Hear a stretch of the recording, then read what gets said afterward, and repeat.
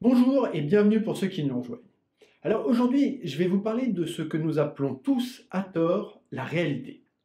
Si vous avez regardé les vidéos précédentes, je vous posais cette question.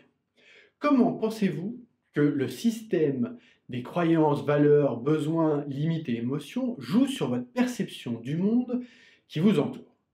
Avez-vous déjà été dans un endroit, une soirée, où tout le monde s'amuse et vous ne profitez pas de cet instant, car votre esprit est focalisé sur un autre problème? Est-ce que vous voyez ça? Alors je sais, il y en a qui vont me dire, mais oui, je sais, Benjamin, le verre est à moitié plein, alors je suis optimiste, à moitié vide, je suis pessimiste. Si je vous dis que je ne vois simplement qu'un récipient que nous appelons communément un verre et qui contient certainement un liquide qui ressemble à de l'eau. Alors qui a raison?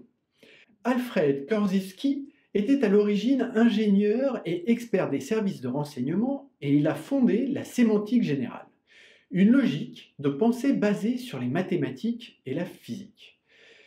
Ce monsieur a écrit « La carte n'est pas le territoire ».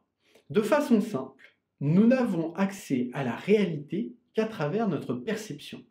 Notre perception est influencée par nos croyances, nos valeurs, nos limites et nos besoins. Chacun d'entre nous avons une vision unique du monde. C'est ainsi que nous donnons un sens à ce qui nous entoure. Alors, à vos stylos, je vais vous poser des questions et prenez un petit peu de temps pour y répondre.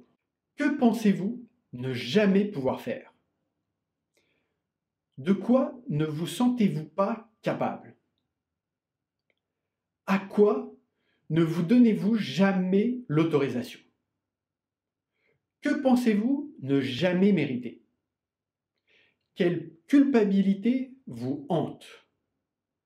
Dans quelle situation auriez-vous dû dire non? Quel type de personne détestez-vous le plus? Alors, toutes les réponses que vous avez trouvées à ces questions influencent votre perception de la réalité. Ouais, mais alors, que faire?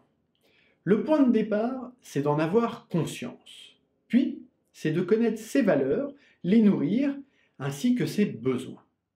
Avoir mis le doigt sur vos croyances limitantes et travailler dessus pour les réduire, voire les éliminer.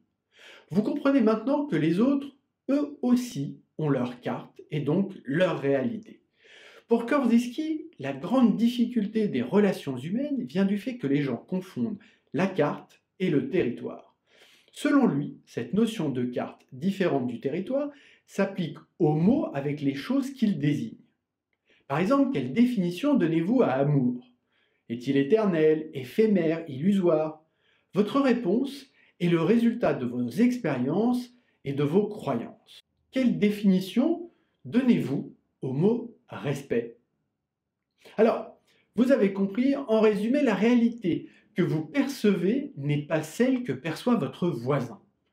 Quand vous êtes bloqué ou témoin d'une discussion houleuse, il y a fort à parier que le sens de certains mots ne sont pas les mêmes de chaque côté. Posez la question directement. Qu'est-ce que tu veux dire par respect?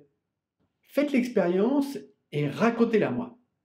Vous savez maintenant ce qu'il vous reste à faire, vous ne pourrez plus dire que vous ne le saviez pas. Alors posez vos questions, inscrivez-vous à la chaîne, partagez, et je vous dis comme d'habitude à la semaine prochaine.